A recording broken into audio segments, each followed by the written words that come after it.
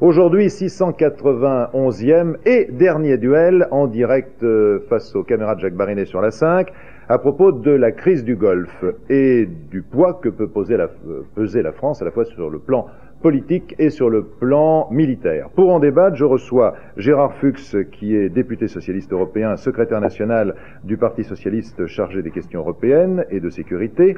Face à vous, il y a François Fillon, qui est député RPR de la Sarthe, ancien président de la Commission de la Défense à l'Assemblée nationale. Et tout de suite la question, doit-on attaquer l'Irak s'il n'évacue pas le Koweït?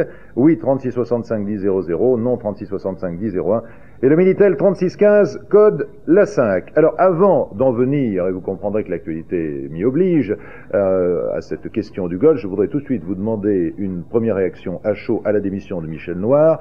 Michel Noir, député maire RPR de Lyon, a démissionné de son mandat de député, démissionné du RPR, en appelant tous ses collègues RPR notamment, à démissionner à leur tour, afin de redonner la parole au peuple. Est-ce que vous allez démissionner? La réponse est non. Il y aurait pu y avoir une dissolution de l'Assemblée nationale il y a quelques semaines lors du vote de censure que nous avions provoqué. L'acte de Michel Noir est un acte tout à fait respectable, mais je crois que c'est un acte isolé et que c'est un acte dont l'objectif est plus médiatique en fait qu'efficace. Michel Noir se place dans une stratégie hors des partis politiques. Nous avons essayé ensemble, moi j'ai fait partie des 12 rénovateurs, nous avons échoué et nous avem constaté qu'il n'y avait pas de possibilité de rénovation en dehors de la rénovation des partis. Donc nous nous plaçons dans une autre stratégie, qui est une stratégie de combat à l'intérieur du parti. Alors, une question, est-ce que Michel Noir démissionne, vous avez dit, pour des raisons médiatiques, parce qu'il se met en réserve de la République, il va être candidat aux prochaines présidentielles, ou parce qu'il va rallier le gouvernement socialiste? Je pense que les deux options doivent être envisagées, et je pense que si Michel Noir était vraiment complètement sincère, il devrait démissionner de tous ses mandats, y compris de la mairie de Lyon. Monsieur Fuchs, une réaction, si vous le souhaitez, bien que ce ne soit pas l'objet du débat? Deux réactions. La première, je comprends que Michel Noir a quelques difficultés avec la direction de son parti, notamment sur la question des relations avec le Front National, puisque nous savons qu'il a été peut-être plus courageux que d'autres sur ce sujet. Mais je regrette par contre son jugement sur ces mêmes partis politiques, parce que je ne connais pas de démocratie sans parti politique et que je crois qu'à ajouter sa voix à celle de ceux qui critiquent aujourd'hui les partis, en réalité on fait davantage le jeu de Jean-Marie Le Pen que de quelqu'un d'autre, et à cela je ne peux pas bien sûr m'associer. Alors voilà donc pour ces réactions à chaud à propos de cet événement sur lequel nous reviendrons longuement dans notre édition de 13h. Tout de suite maintenant, que faut-il penser du poids militaire et diplomatique de la France dans la crise du Golfe? Et je vous pose la question à nouveau.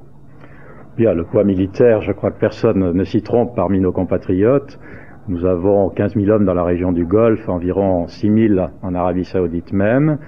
Je crois que c'est plus que symbolique, mais ce n'est pas cela qui peut peser réellement sur la décision, si ce n'est à travers la marque d'une détermination politique et diplomatique.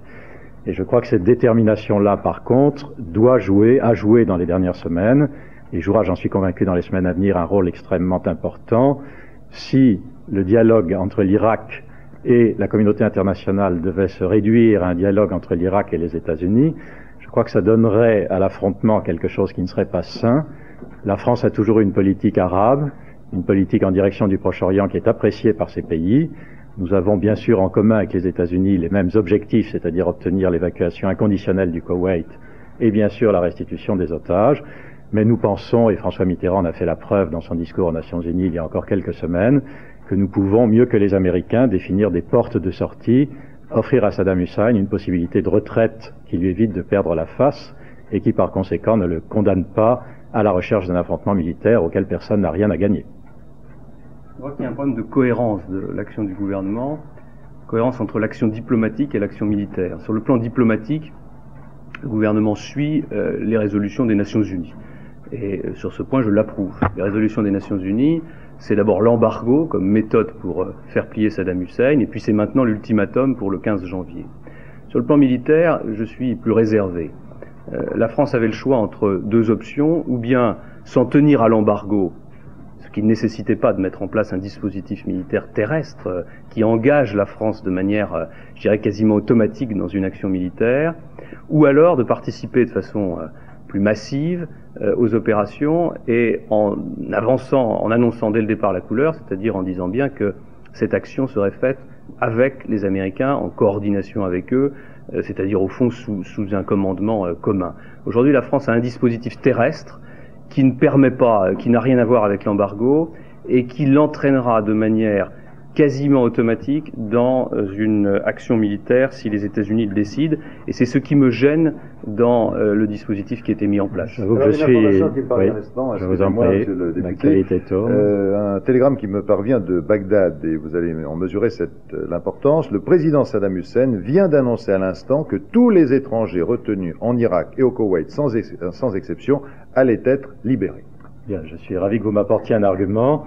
Ma conviction est que si Saddam Hussein n'avait eu en face de lui que des troupes américaines, s'il n'y avait pas eu des troupes d'autres pays du monde arabe, s'il n'y avait pas eu des troupes d'un certain nombre de pays d'Europe occidentale, et notamment française et Grande-Bretagne, je parle en termes d'importance, je pense qu'il n'aurait pas cru, comme il semble commencer à le faire aujourd'hui, au risque qu'il court, et que l'évolution de la position qui est la sienne, à laquelle nous assistons depuis maintenant 48 heures, n'aurait pas été enregistrée. Il est clair que nous sommes aujourd'hui en sa direction dans une situation un petit peu de joueur de poker.